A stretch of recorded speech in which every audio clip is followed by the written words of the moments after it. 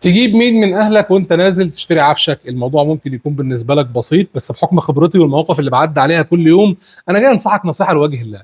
بيحصل تضارب اراء كتير واختلاف في وجهات النظر كتير بسبب ان العريس جايب عيلته كلها والعروسه كذلك، وتلاقي العريس عايز حاجه والعروسه نفسها في حاجه، ووالد العريس ليه طلبات معينه وخالة العروسه عايزه حاجه تانية خالص، وممكن يحصل مشاكل بين العيلتين. اصلا العريس والعروسه مش طرف في المشكله.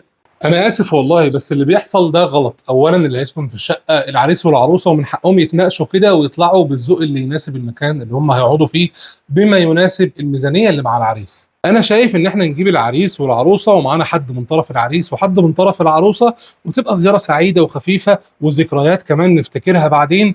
ويا عريس خلي بالك من عروستك وحاول تجيب لها كل اللي نفسها فيه، ويا عروسه اتقي الله في عريسك وحاول تجيب اختياراتك على قد ميزانيه عريسك.